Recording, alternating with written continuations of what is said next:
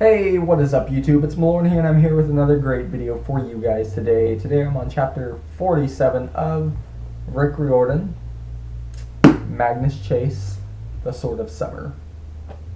So let's go ahead and begin. Alright.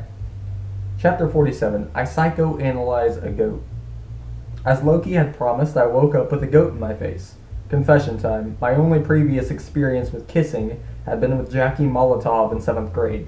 Behind the bleachers at a school dance. Yes, I know that's lame, seeing as how I was now 16, but during the past few years I'd been a little busy, living on the street and whatnot. Anyway, with apologies to Jackie, getting mouth-to-mouth from a goat reminded me of her.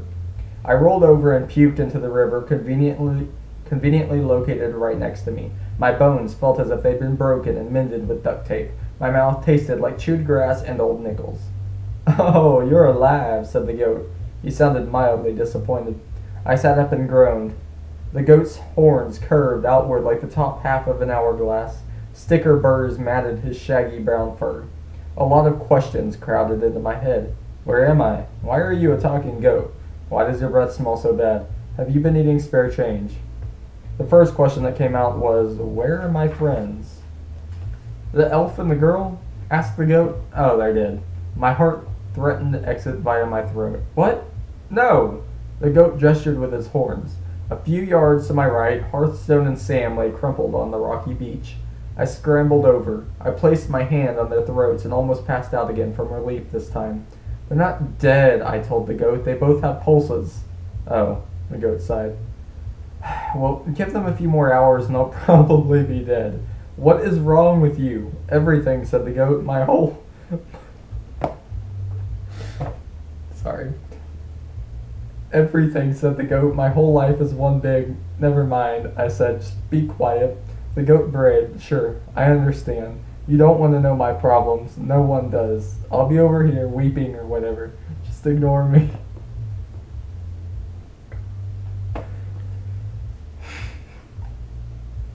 Keeping my hands against Sam's and Hearthstone's carotid arteries, I sent warmth through my fingertips into their circulatory systems. Sam was easy to heal. Her heart was strong.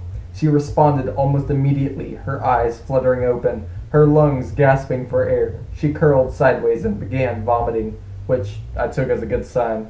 Hearthstone, though, something was wrong beyond the water in his lungs and the cold in his limbs.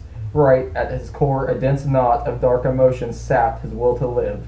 The pain was so intense it threw me back to the night of my mother's death. I remembered my hands slipping from the fire escape, the windows of our apartment exploding above me. Hearthstone's grief was even worse than that. I didn't know exactly what he had suffered, but his despair was almost overwhelmed me. I grasped for a happy memory, my mom and me picking wild blueberries on Hancock Hill, the air so clear I could see Quincy Bay glittering on the horizon. I sent a flood of warmth into Hearthstone's chest. His eyes flew open. He stared at me, uncomprehending. Then he pointed at my face and gestured weakly. The sign for light.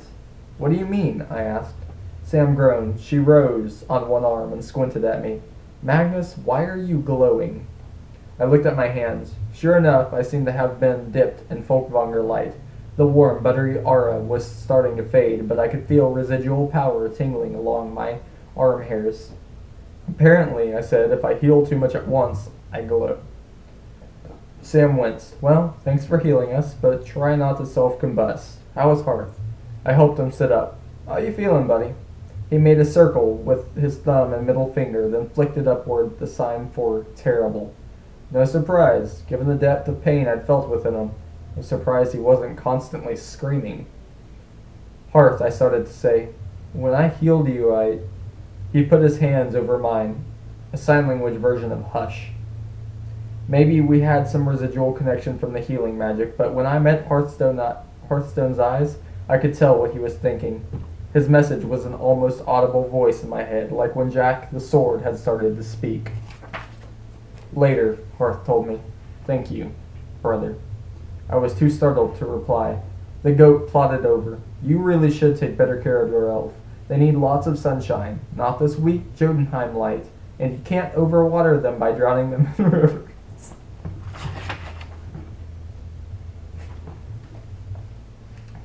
Hearthstone frowned. He signed. The goat is speaking? Tried to clear my head. Yeah, he is. I also read sign language, said the goat. My name is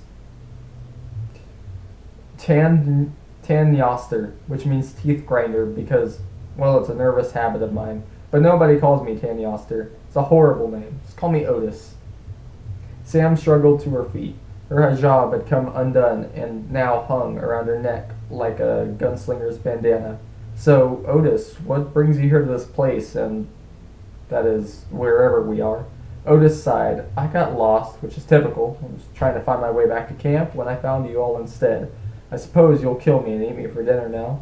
Frowned at Sam. Were you planning to kill the goat? No, were you? Looked at Otis. We weren't planning to kill you. It's okay if you want to, Otis said. I'm used to it. My master kills me all the time. He does? I asked. Oh, sure, I'm basically a talking meal on four hooves.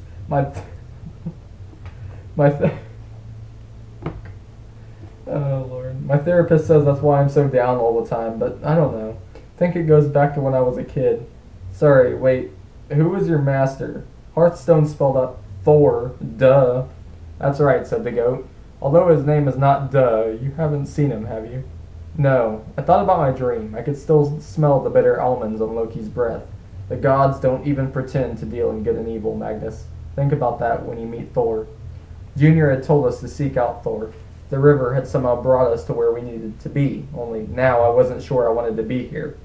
Sam readjusted her headscarf. Not a big fan of Thor, but if he can give us directions to Xlviii, then we need to talk to him. Except the goat is lost, I said, so how do we find Thor? Hearthstone pointed at my pendant. Ask Jack. Instead of spelling the name, he made the sign for Jack in the box, which looked like a finger rabbit popping up from behind his hand. Sometimes sign language can be a little too literal. I pulled off the pendant. The sword grew to full length and began to hum. Hey, said Jack, the runes glowing along his blade. Glad he survived. Oh, is that Otis? Cool. Thor must be around here somewhere. Otis bleated. You have a talking sword. Never been killed by a talking sword before. That's fine, if you could just make it clean. Just make a clean cut right across the throat. Otis, Jack said, don't you know me? I'm Frey's sword, Sumer Brander. We met at that party at Bilk Skirner, the one where you were playing tug of war with Loki. Oh. Otis shook his thorns. Yes, that was embarrassing. Shook his horns.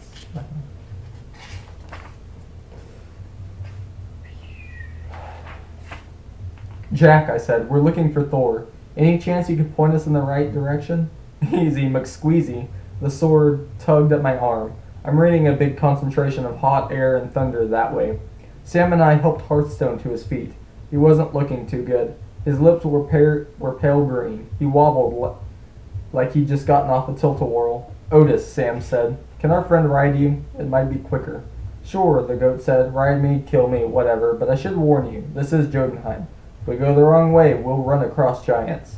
Then we'll all be butchered and put in a stew pot. We won't go the wrong way, I promised. Will we, Jack? Huh? Said the sword. Oh, no, probably not. Like a 60% chance we'll live. Jack? Kidding, he said. Geez, so uptight. He pointed upstream and led us through the foggy morning with spotty snow flurries and a 40% chance of death. I apologize for the stuttering, but I swear this guy, when he writes books, he's a genius and he's hilarious.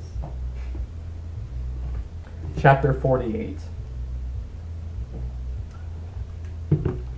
Hearthstone passes out even more than Jason Grace, though I have no idea who that is. Jotunheim looked a lot like Vermont, just with fewer signs offering maple syrup products. Snow dusted the dark mountains. Waist-high drifts choked the valleys. Pine trees bristled with icicles. Jack hovered in front, guiding us along the river as it zigzagged through canyons blanketed in sub-zero shadows. We climbed trails next to half-frozen waterfalls, my sweat chilling instantly against my skin. In other words, it was a huge amount of fun. Sam and I stayed close to Hearthstone. I hoped my residual aura of Frey glow might do him some good, but he still looked pretty weak. The best we could do was keep him from sliding off the goat. Hang in there, I told him. He signed something. Maybe sorry, but his gesture was so listless I wasn't sure. Just rest, I said. He grunted in frustration. He groped through his bag of runes, pulled one out, and placed it in my hands. He pointed to the stone, then to himself, as if to say, "This is me." The rune was one I didn't know. Sam frowned when she saw it. "That's Perthro." "What does it mean?" I asked. She glanced cautiously at Hearth.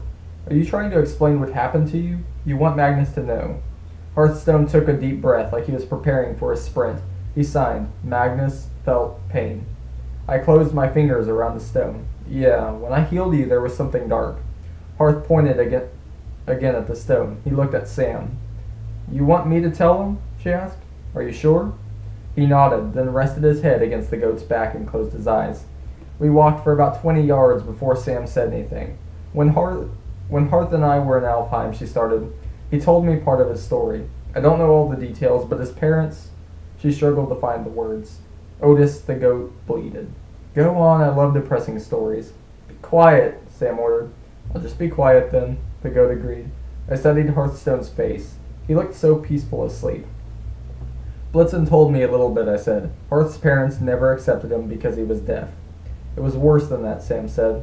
"They were not good people." Some of Loki's acidic tone crept into her voice as if she were imagining Hearth's parents in the receiving end of mistletoe darts. Hearth had a brother, Andiron, who died very young. It wasn't Hearthstone's fault, but his parents took out their bitterness on him. They always told him the wrong brother had died. To them, Hearth was a disappointment, a disabled elf, and a punishment from the gods. He could do no right. I clenched the runestone. He still carries all that pain inside. Gods. Sam laid her hand on Hearth's ankle. He couldn't tell me the details of how he grew up, but I got the feeling it was worse than you can imagine. I looked at the rune. No wonder he daydreamed about working magic. But this symbol? Perthro symbolizes an empty cup lying sideways, Sam said. Could be spilled drink, or a cup waiting to be filled, or a cup for throwing dice, like fate. I don't understand. Sam brushed some goat hair from Hearthstone's pants cuff. I think Perthro is the rune Hearthstone personally relates to. When he went to Mimir and drank from the well, Hearthstone was offered a choice between two futures. If he took the first path, Mimir would grant him speech and hearing and send him back to Alfheim to live a normal life, but he would have to give up his dream of magic. If he chose the second path, he'd learn magic, I guess, but he would stay the way he is, deaf and dumb, hated by his own parents. What kind of messed up choice is that? Should have stepped on Mimir's face when I had the chance. Sam shook her head. Mimir just presented the choices. Magic and normal life are mutually exclusive. Only people who have known great pain have the capacity to learn magic. They have to be like hollow cups. Even Odin, he gave up an eye to drink from Mimir's well, but that was just the beginning. In order to learn the runes, Odin fashioned a noose and hanged himself from a branch of the world tree for 9 days. My stomach checked to see if it had anything left to retch, settled for dry spasms. That's not right. But it was necessary, Sam said. Odin pierced his side with his own spear and hung there in pain, without food or water, until the runes revealed themselves. The pain made him hollow, a receptacle for magic. I looked at Hearthstone, wasn't sure whether to hug him or wake him up and scold him. How could anyone willingly choose to hold on to that much pain? What kind of magic could possibly be worth the cost? "I've done magic," I said, healing, walking into flames, blasting weapons on people's hands, but I've never suffered like Hearth has. Samira pursed her lips. "That's different, Magnus. You were born with your magic, an inheritance from your father. You can't choose your abilities or change them. Alfsidir is innate. It's also lesser magic compared to what the runes can do." Lesser? Didn't want to argue about whose magic was more impressive, but most of the things I'd seen Hearthstone do had been pretty subtle. "I told you back in Valhalla," Sam said. "The runes are the secret language of the universe. Learning them, you can recode reality. The only limits on your magic are your strength and your imagination. So why don't more people learn runes? That's what I've been telling you. It requires incredible sacrifice. Most people would die before they got as far as Hearthstone has." I tucked Hearthstone's scarf around his neck. I understood now why he'd been willing to risk rune magic. To a guy with his troubled past, recoding reality must have sounded pretty good. I also thought about the message he'd whispered into my mind. He called me brother. After everything Hearthstone had been through with his own brother's death, that could not have been easy. "So Hearth made himself an empty cup," I said, like Perthro. "Trying to fill himself with the power of magic," Sam agreed. "I don't know all the meanings of Perthro Magnus, but I do know one thing. Hearthstone cast it when we were falling from the cliff into the river. I tried to remember, but I'd been overwhelmed with exhaustion as I gripped a sword. What did it do? It got us here, Sam said, and it left Hearthstone like that. She nodded to his snoring form. I can't be sure, but I think Perthro is his, what do Christians call it, a Hail Mary pass. He was throwing that rune like you'd throw dice from a cup, turning our fate over to the gods. My palm was now bruised from clenching the stone. Still wasn't sure why Hearthstone had given it to me, but I felt a strong instinct to keep it for him, if only temporarily. No one should carry that kind of fate alone. I slipped the rune into my pocket. We trekked through the wilderness in silence for a while. At one point, Jack led us over the river on a fallen tree trunk. I couldn't help looking both ways for giant squirrels before crossing. In places, the snow was so deep we had to hop from boulder to boulder while Otis the goat speculated about which of us would slip, fall, and die first. I wish you'd be quiet, I muttered. I also wish we had snowshoes. You'd need Oler for that, said the goat. Who? The god of snowshoes, said Otis. He invented them. Also archery and, I don't know, other stuff. I'd never heard of a snowshoe god, but I would have paid real money if the god of snowmobiles had come roaring out of the woods right then to give us a lift. We kept trudging along. Once we spotted a stone house on the summit of a hill. The great light and the mountains played tricks with my perception. I couldn't tell if the house was small and nearby or massive and far away. I remembered what my friends had told me about giants, that they lived and breathed illusions. See that house, Jack said? Let's not go there.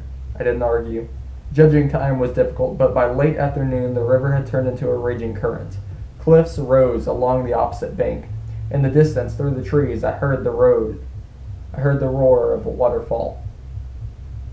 Oh, that's right, said Otis. I remember now. You remember what? I asked. Why I left. I was supposed to get help for my master. Sam brushed a clump of snow off her shoulder. Why would Thor need help? The rapids, said Otis. I guess we'd better hurry. I was supposed to be quick, but I stood watching you guys for almost a day. I flinched. Wait, we were unconscious for a whole day? At least, said Otis. He's right, Jack said. According to my internal clock, it's Sunday the 19th. I warned you once you took hold of me. Well, we fought those dwarves on Friday. You slept all the way through Saturday. Sam grimaced. We've lost valuable time. The Wolf's Island will appear in 3 more days, and we don't even know where Blitzen is. Probably my fault, Otis offered. I should have saved you earlier, but giving a human mouth-to-mouth had to work up my nerve. My therapist gave me some breathing exercises. Guys, Jack the Sword interrupted, we're close now. For real this time. He hovered off through the woods. We followed the floating sword until the trees parted. In front of us stretched a beach of jagged black rocks and chunks of ice. On the opposite bank, sheer cliffs rose into the sky. The river had turned into full-on Class 5 rapids, a combat zone of white water and half-submerged boulders. Upstream, the river was compressed between 2 skyscraper-sized stone columns, man-made or natural. I couldn't tell. Their tops were lost in the clouds. From the fissure between them, the river blasted out in a vertical sheet, less like a waterfall and more like a dam splitting down the middle. Suddenly, Jotunheim did not seem like Vermont. It seemed more like the Himalayas, some place not meant for mortals. It was hard to focus on anything except the raging falls, but eventually I noticed a small campsite on the beach. A tent, a fire pit, and a second goat with dark fur pacing nervously on the shore. When the goat saw us, he came galloping over. Otis turned to me and shouted over the roar of the river. This is Marvin. He's my brother. His proper name is Tengrisner Snarler, but... Otis, Marvin yelled. Where have you been? I forgot what I was doing, said Otis. Marvin bleated in exasperation. His lips were curled in a permanent snarl, which, gee, I don't know, might have been how he got the name Snarler. This is the help you found? Marvin fixed his yellow eyes on me. 2 scrawny humans and a dead elf? He's not dead, I yelled. Where is Thor? In the river, Marvin pointed with his horns. The god of thunder is about to drown, and if you don't figure out a way to help him, I'll kill you. By the way, nice to meet you. Chapter 49. Well, there's your problem. You've got a sword up your nose. I couldn't help it. When I heard the name Thor, I thought about the guy from the movies and comics. A big superhero from outer space with bright spandex tights, a red cape, Goldilocks hair, and maybe a helmet with fluffy little dove wings. In real life, Thor was scarier, and redder, and grungier. Also, he could cuss like a drunken creative sailor. Mother-grubbing scumbucket, he yelled, or something along those lines.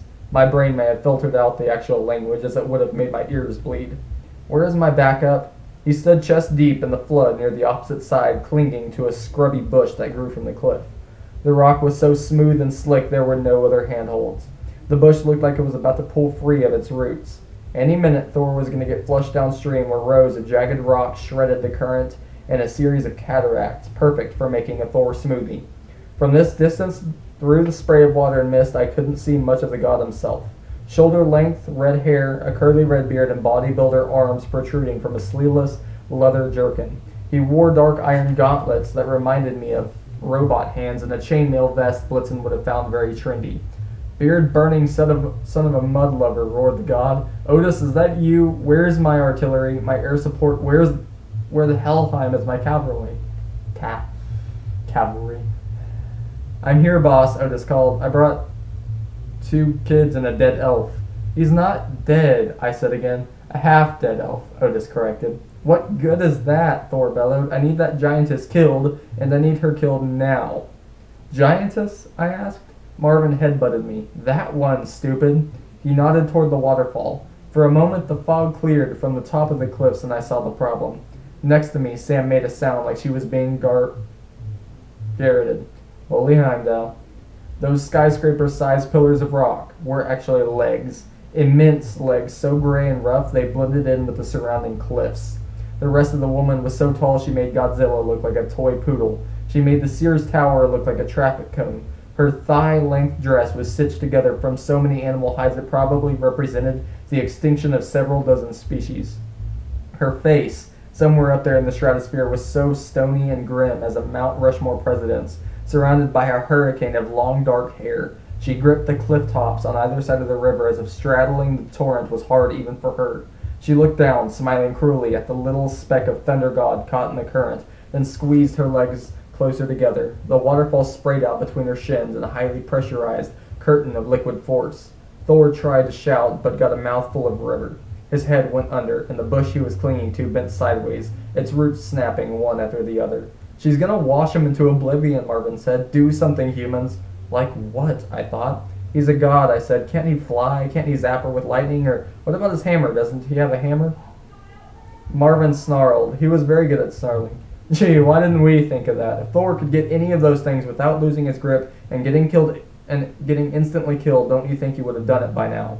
I wanted to ask how a god could get killed since they were supposed to be immortal, and I thought about Mimir existing forever as a severed head and Baldur getting cut down by a mistletoe dart and spending eternity down in Hellworld. I looked at Sam. She shrugged helplessly. Against a giant that big, I have nothing. Hearthstone mumbled in his sleep. His eyelids were starting to flutter, but he wasn't going to be casting magic anytime soon. That left me only one friend to call on. Jack. The sword hovered next to me. Yeah? You see that massive giantess blocking the river? Technically speaking, Jack said, I can't see anything because I don't have eyes. But yes, I see the giant. You think you could fly up there and, I don't know, kill her? Jack hummed indignantly. You want me to kill a 2,000-foot tall giantess? Yeah. Well, here's the thing. You'd need to grab me and throw me like you've never thrown anything before. You'd need to really believe that killing this giantess is a worthy deed. And you'd need to be prepared for what will happen when you take hold of me again. How much energy would it take you, personally, to climb that 2,000-foot tall giant and kill her? The effort would probably destroy me, I thought, but I didn't see much choice. And we needed information from Thor, Sam and Hearthstone, and 2 antisocial talking goats who were depending on me. Let's do it. I grabbed the sword. I tried to focus. I didn't care so much about saving Thor. I didn't even know the guy. Nor did I particularly care about why a half-mile tall giantess thought it was funny to stand in a river and spray a waterfall between her shins. But I did care about Sam, Blitzen, and Hearthstone. They'd risked their lives to get me this far. No matter what Loki promised, I had to find a way to stop Surt and keep Fenris Wolf chained. The wolf had caused my mother's death. Mimir had said that Fenris sent his 2 children. They were supposed to kill me. My mom had sacrificed her life to keep me alive. I had to make her sacrifice mean something.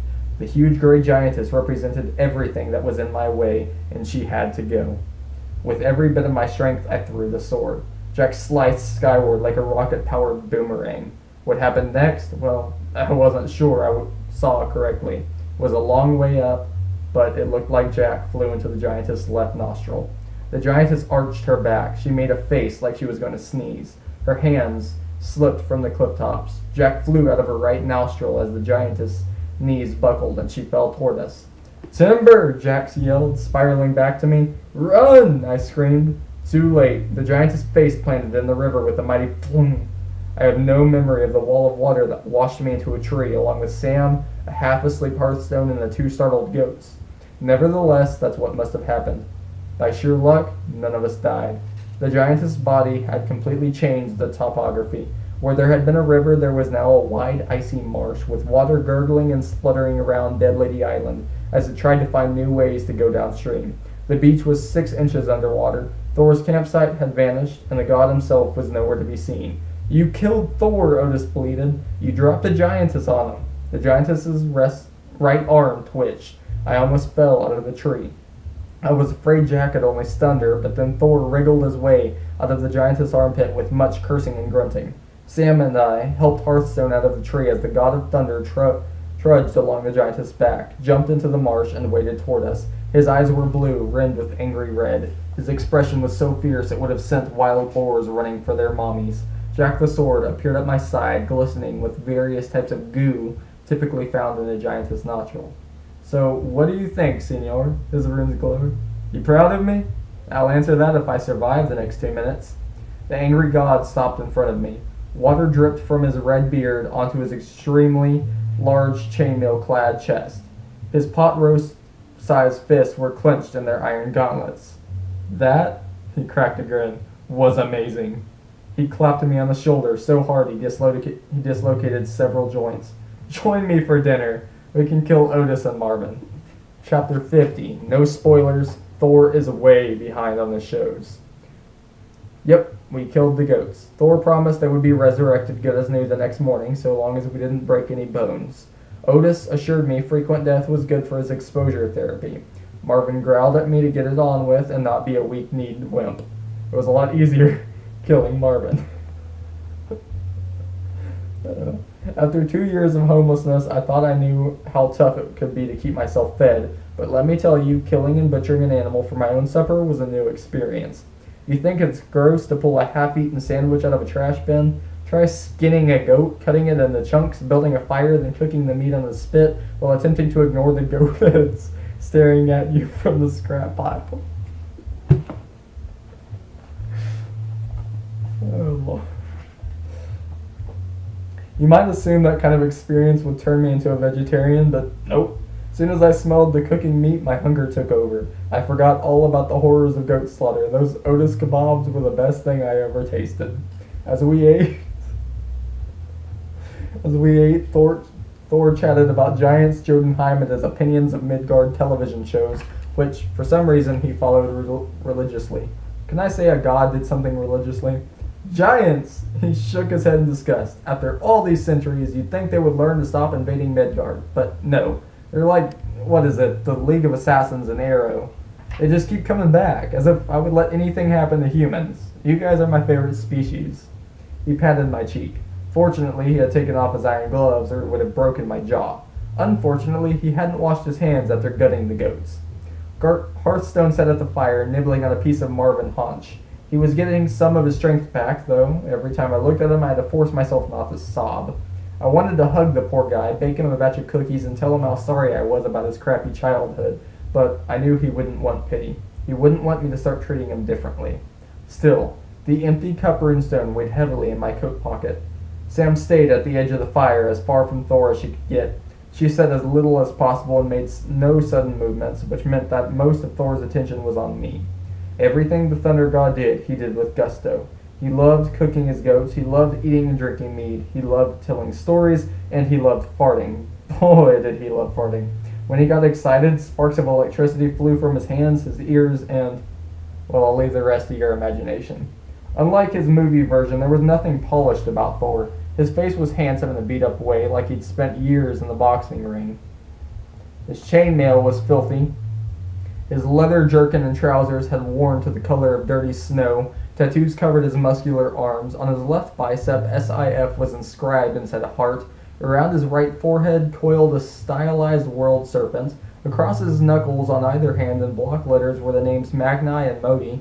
At first I was nervous about the name Magni because it was so close to Magnus. The last thing I wanted was my name printed across the Thunder God's fist, but Sam assured me quietly that it was a totally different name. Thor regaled me with his theories about a hypothetical death match between Daryl from The Walking Dead and Mike from Breaking Bad. Back when I was hanging out on the sidewalks of Boston, I would have been happy to talk TV for hours just to pass the time. But now I had a quest looming. We'd lost a whole day to unconsciousness. Speculating on the new fall lineup wasn't going to mean much if the world was consumed in flames 3 days from now. Still, Thor was having so much fun it was hard to change the subject. So what do you think? He asked. Best villain in an ongoing series? Wow, tough one. I pointed at his knuckles. Who are Magni and Modi? My sons! Thor beamed. With the goat grease in his beard and the random electrical sparks flying from his fingers, I was worried he might set himself on fire. I've got a lot of sons, of course, but they're my favorites. Yeah? I asked. How old are they? He frowned. This is embarrassing, but I'm not sure. They might not even be born yet. How? Magnus, Sam interrupted. Lord Thor's two sons Magni and Modi are fated to survive Ragnarok. Their names are spoken in the prophecies of the Norns. That's right. Thor leaned towards Sam. Who are you again? Sam, my lord. You have a familiar aura, girl. The god furrowed his red eyebrows. Why is that? I was a Valkyrie. Sam inched backward. Oh, maybe that's it. Thor shrugged. You'll have to excuse me. I've been on 3,506 consecutive deployments to the Eastern Front, keeping the giants at bay. Get a little jumpy sometimes. Hearthstone sighed. And gassy. Thor belched. What did the elf say? I do not speak gesticulation. He was wondering how you keep current on television, I said, seeing as you're out in the field so much. Thor laughed. I have to do something to keep myself sane. Hearthstone sighed. How's that working out for you? The elf agrees, Thor guessed. I can watch my shows anywhere, or at least I could. Among its many other powers, my hammer Mjolnir got full bars of service and HD resolution in any of the 9 worlds. Got? Past tense? Sam asked. Thor cleared his throat loudly. But enough about television. How's that goat meat? You didn't break any bones, did you? Sam and I exchanged looks. When we first introduced ourselves to the god, I found it strange that Thor didn't have his hammer. It was sort of his signature weapon. I figured maybe it was just in disguise, like my sword. Now I was starting to wonder. His piercing bloodshot gaze made me think it might be dangerous to ask, though. No, sir, I said. We didn't break any bones. Just theoretically, what would happen if we did? The goats would be resurrected with that damage, he said, which would take a long time to heal and be very annoying. Then I'd either have to kill you or make you my slave forever. Hearthstone sighed.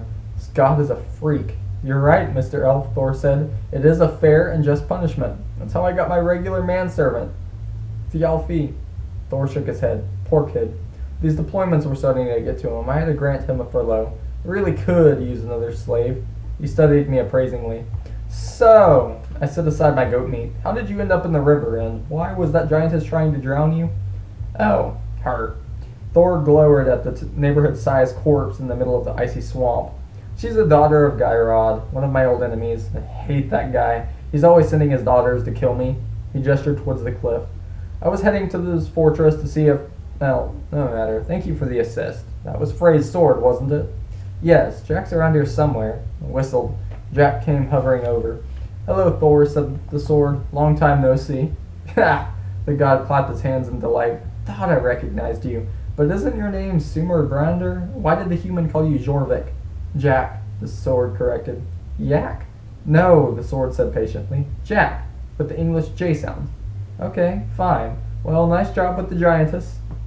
You know what they say, Jack sounded smug. The bigger they are, the easier it is to fly up their nasal cavity. True, Thor said. But I thought you were lost. How did you come to be with these strange folk? He calls us strange, Thor sighed. Lord Thor, Sam said. We actually came here looking for you. We need your help, as Magnus will now explain. She stared at me like, if he knows what's good for him. I told Thor about the Norn's prophecy, 9 days hence. Sun going east. Surt explodes everything. Fenris wolf, nasty teeth, eats world, etc. Thor became agitated. Sparks flew from his elbows. He rose and paced around the fire, occasionally punching nearby trees. You want me to tell you where the island is, he deduced. That would be great, I said. But I can't, Thor muttered to himself. I can't be sending random mortals on wolf-watching tours. Too dangerous. But Ragnarok, not ready. No. Not unless... He froze, then turned toward us with an eager gleam in his eyes. Perhaps that's why you're here.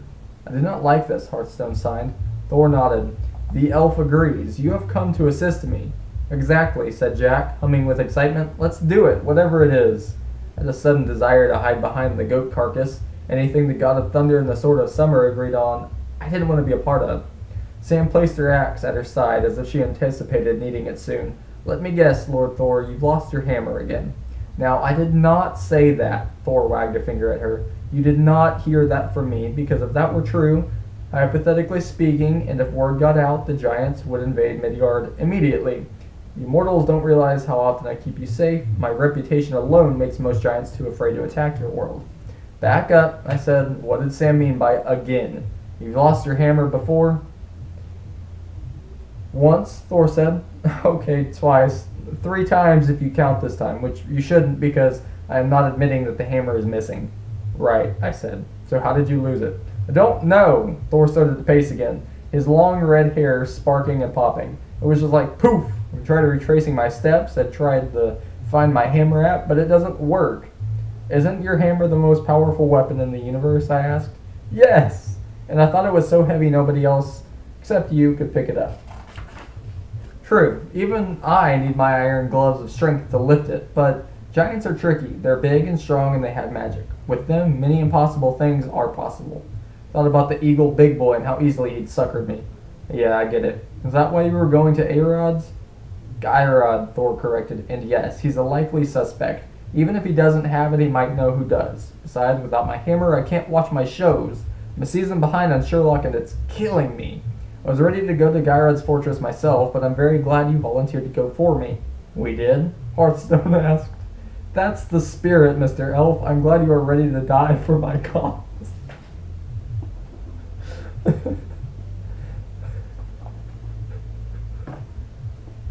Really not, Hearthstone. Just go to Gyrod's fortress and check for my hammer.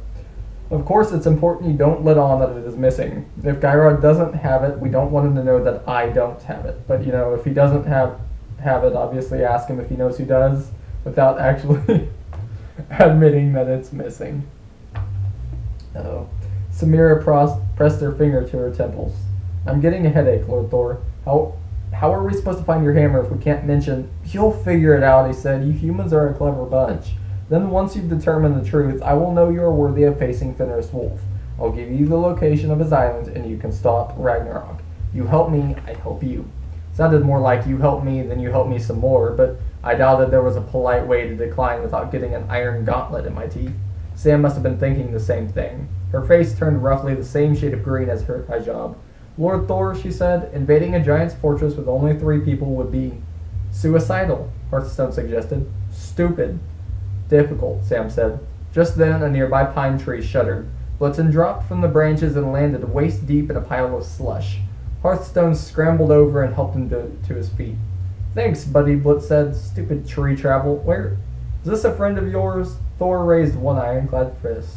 Or should I? No, yes, he's a friend. Blitzen. Thor Blitzen. The Thor? Blitzen bowed so low it looked like he was trying to avoid an airstrike. Honored. Seriously, hi. Wow.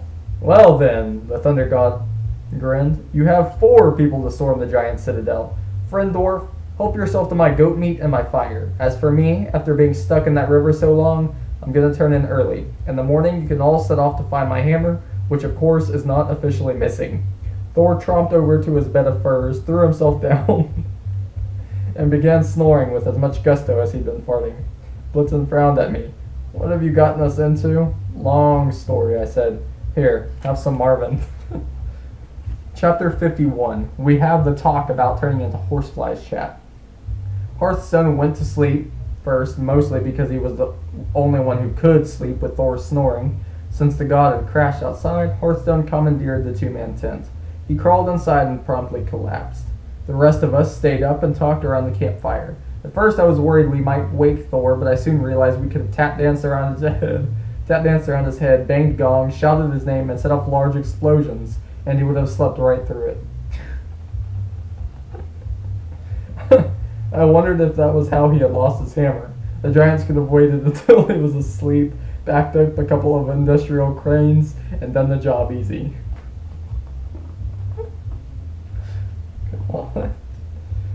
Oh, as night fell, I was grateful for the fire. The darkness was more complete than in the wildest places my mom and I had ever camped.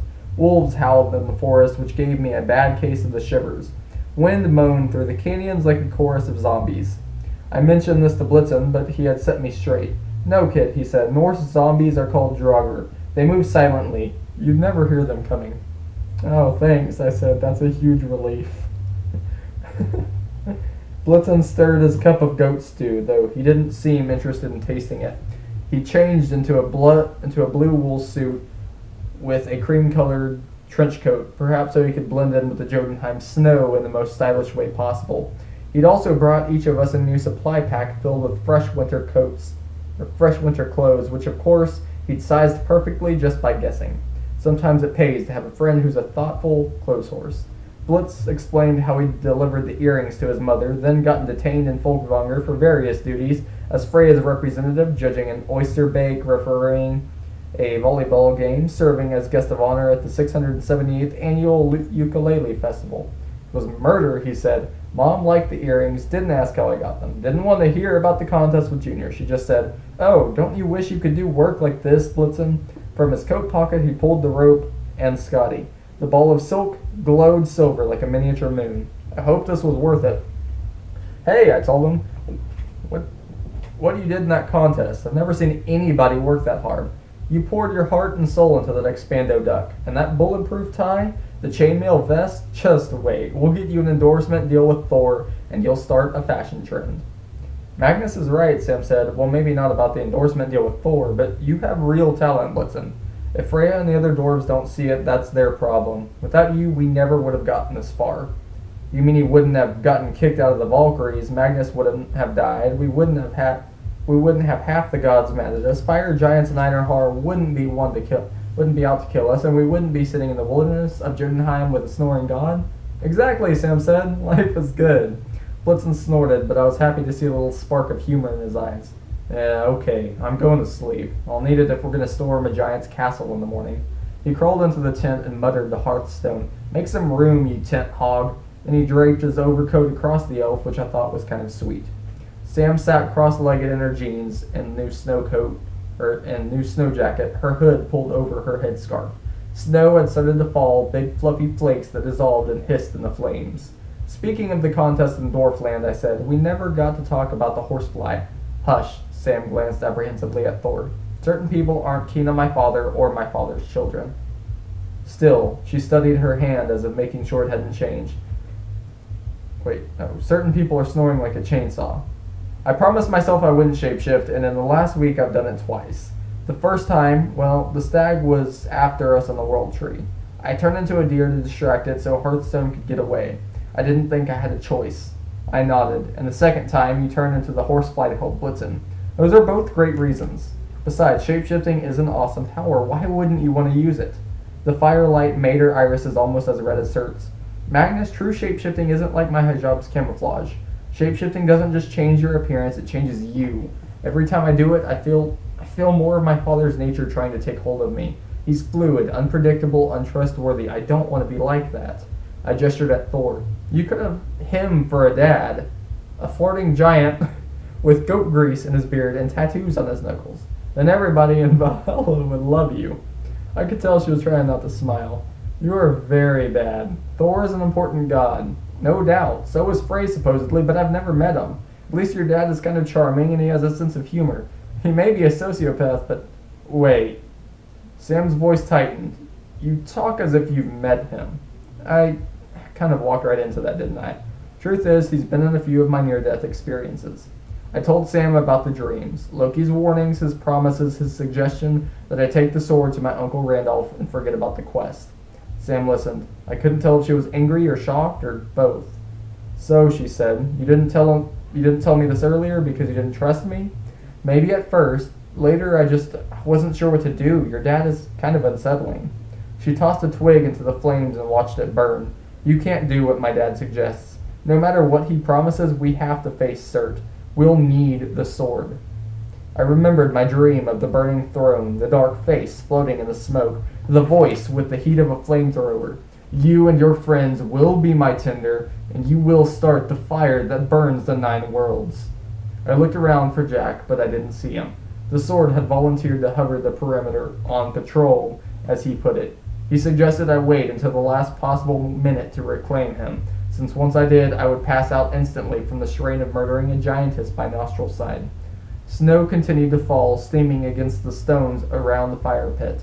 I thought about our near lunch in the food court of the transportation building, how nervous Sam had acted around Amir.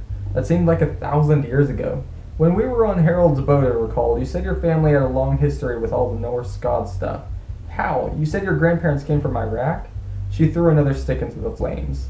Vikings were traders, Magnus. They traveled everywhere. They got all the way to America. It shouldn't be a surprise they got to the Middle East, too. Arabic coins have been found in Norway. The best Viking swords were modeled after Damascus steel. But your family, you've got... Voice crack. You've got a more personal connection?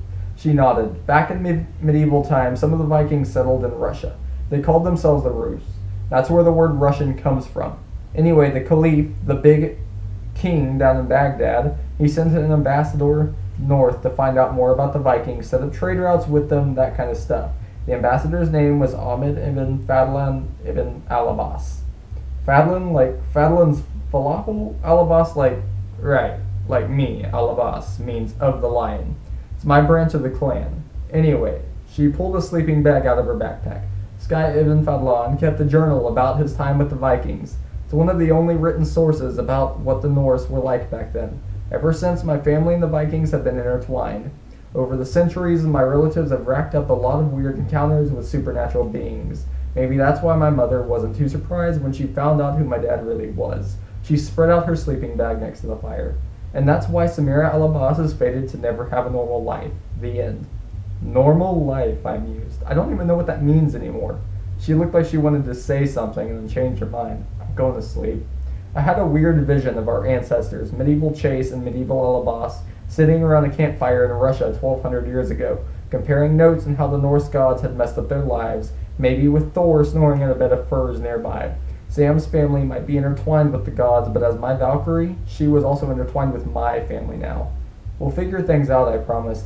I don't know about normal, but I'll do everything I can to help you get what you want. A place in the Valkyries again, your marriage with Amir, a pilot's license, whatever it takes. She stared at me as if processing the words from another language. What? I asked. Do I have goat blood on my face? No. Well, yes, you do have goat blood on your face, but it's not... I was just trying to remember the last time anybody said something that nice to me. If you want, I'll go back to insulting you tomorrow, I said. For now, get some sleep. Sweet dreams. Sam curled up by the fire. Snow settled lightly on the sleeve of her coat. Thank you, Magnus, but no dreams, please. I don't want to dream in Jotunheim. Alright, guys, that's chapter... What is that? 47 to 51, I believe. I hope you guys enjoyed the video. Be sure to like, be sure to comment, and be sure to subscribe for more amazing videos. And chapter 52 is the next starting point for the next video. I hope you guys enjoyed, and peace out.